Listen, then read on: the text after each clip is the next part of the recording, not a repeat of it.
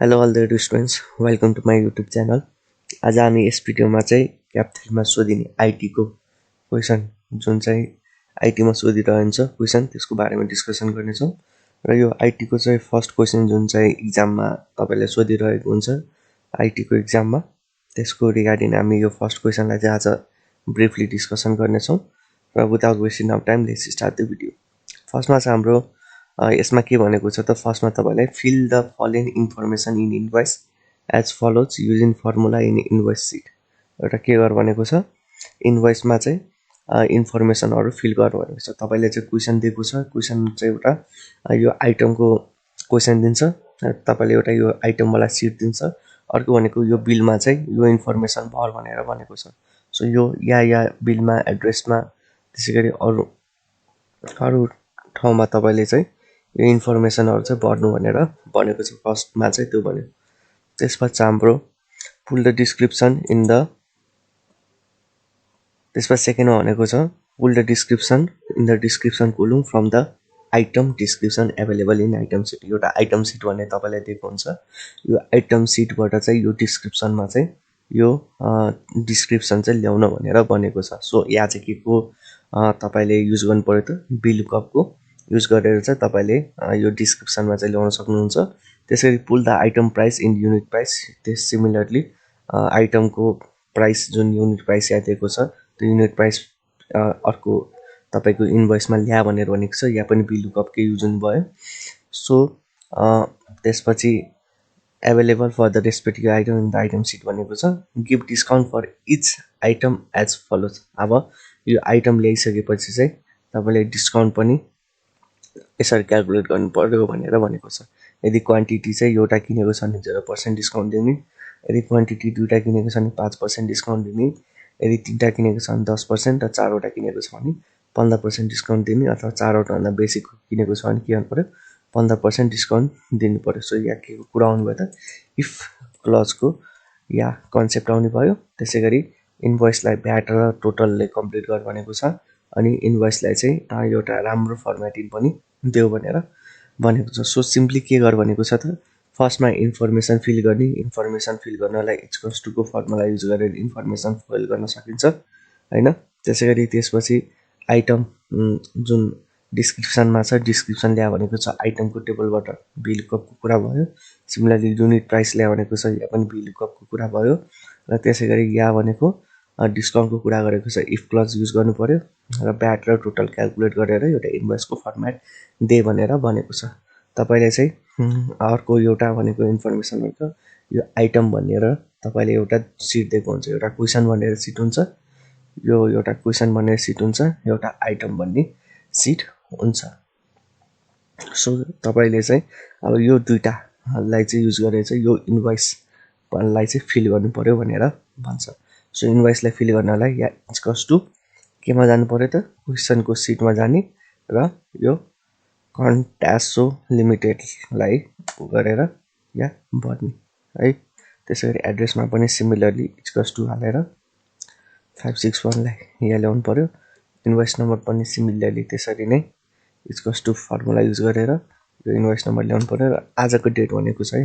आजको डेट ल्याउनलाई चाहिँ यहाँ फर्मुला युज गर्नु पर्यो टुडे टुडे के गर्नु पर्यो त ब्र्याकेट क्लोज गर्यो भने आजको डेट आयो 2022 4 महिना 2 गते।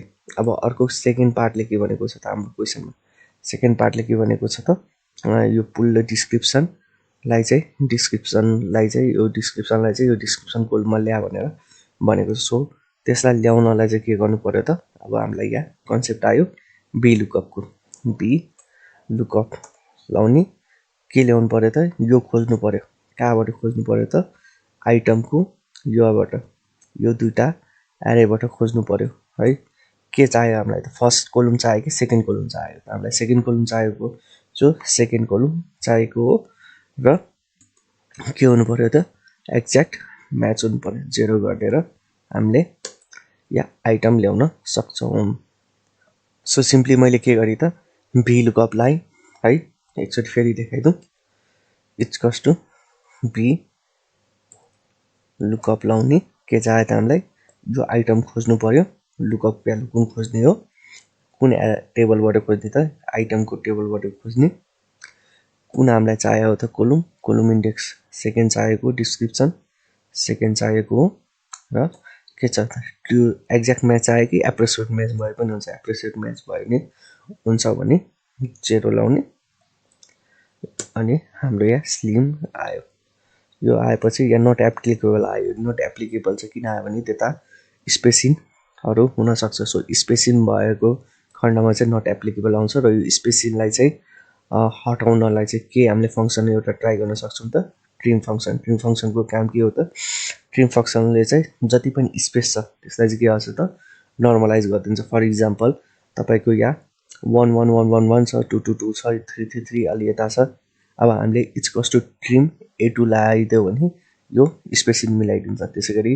इक्वल्स टु ट्रिम यसैलाई कपी पेस्ट गरिदियो भने यहाँ हाम्रो के हुन्छ त यो फर्म्याटिङ मिल्छ सिमिलरली यहाँ पनि त्यही हो यो पर्फेक्ट यता छ ए यता छ लस्ट यता छ सो यो स्पेसिङ अलि यो एउटा मात्र स्पेसिङ पाराले मजाले मिलाउँछ अनि हामीले के फंक्सन युज गर्न सक्छौं ट्रिम फंक्सन युज गर्न सक्छौं सो अब यहाँ चाहिँ स्पेसिङको कारणले नट एप्लिकेबल आयो सो यहाँ चाहिँ अब हामीले एउटा फंक्सन अझै एड गर्नु पर्यो ट्रिम आइटममा चाहिँ स्पेस छ नि त त्यो भएर नआएको सो यहाँ ट्रिम फंक्सन युज गर्ने र यो ट्रिम फंक्सनलाई चाहिँ यहाँ ब्र्याकेट क्लोज गरिदिनु पर्यो हामीले सो ब्र्याकेट क्लोज गर्ने बित्तिकै सबैमा के भयो त हाम्रो ट्रिम फंक्सन युज भयो सो यो आइटमहरु सबै यहाँ VLOOKUP ले हामीले तान्यौ त्यसपछि अब हामीलाई युनिट प्राइसमा पनि सिमिलरली त्यही है उताबाट तान भनेको छ सो VLOOKUP लाउने के चाहे त हामीले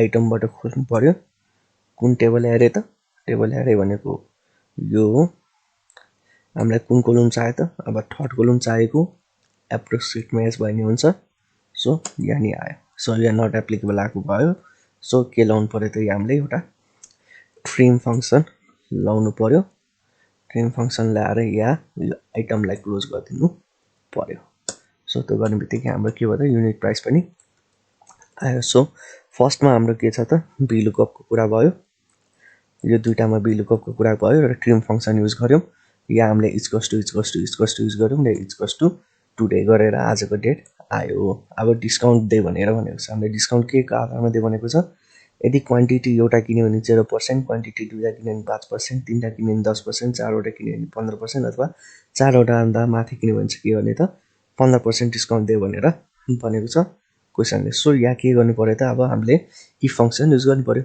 इक्वल्स टु इफ के हो त यो क्वान्टिटी चाहिँ एउटा छ भने के गर्ने त quantity multiply by unit price multiply by 0% यो गर्नु पर्यो similarly if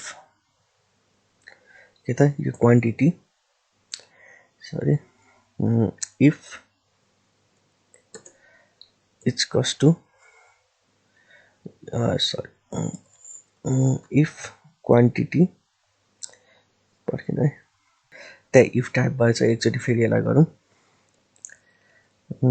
if quantity equals to 1 छ भने quantity multiply by unit price multiply by 0% गर्नु पर्यो त्यसैगरी इफ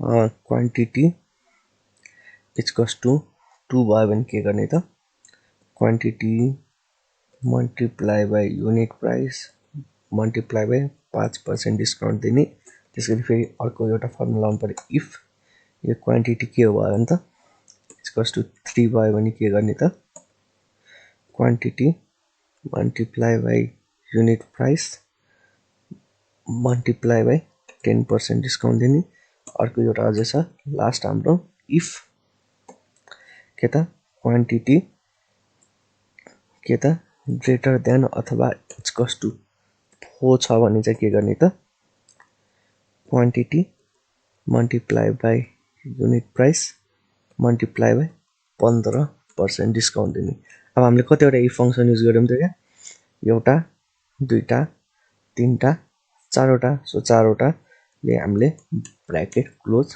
गरिदिने हाम्रो यहाँ आयो डिस्काउन्ट सो के भयो त यसले दुईटा क्वान्टिटी किन्यो सो 10% डिस्काउन्ट पायो 3000 पायो।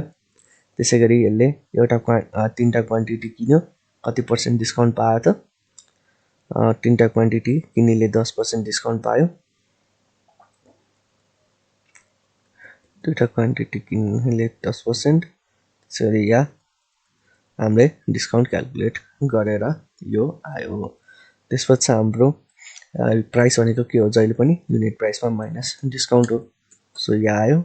र यो भ्याट भनेको केमा क्याल्कुलेट गर्यो त यो सब टोटल हाल्नु पर्यो equals to all plus plus and sub total आयो हाम्रो।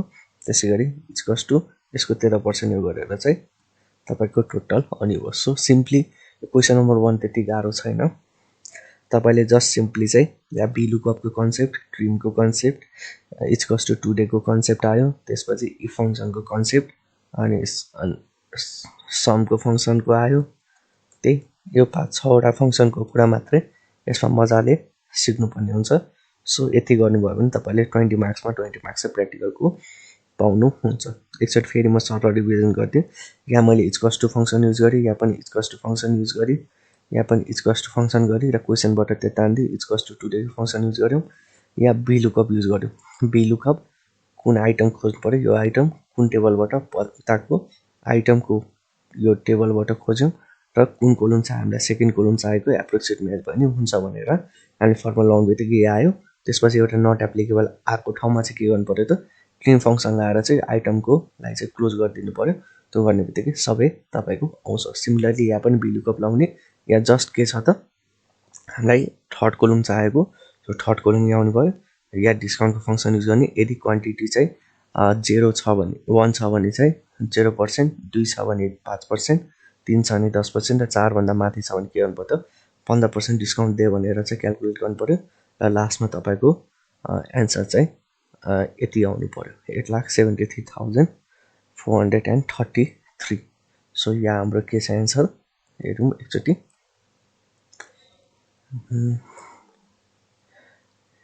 यहाँ एन्सर छ। सो यहाँ एन्सर चाहिँ तपाईको यहाँ आउनु पर्यो। यहाँ 8,73,433.50 छ। यहाँ तपाईको एन्सर पनि हामीले 8,73,433.50 एन्सर निकाल्यौं। सो यही नै क्वेशन आउने हो एक्जाममा। सो उता यही प्र्याक्टिस गरेर जानु होला। 20 मा 20 मार्क्स आउँछ। फर्स्ट क्वेशन आईटी को चाहिँ यही सोध्छ। बाँकी दुईटा क्वेशन हामी नेक्स्ट क्लासमा डिस्कसन गर्नेछौं।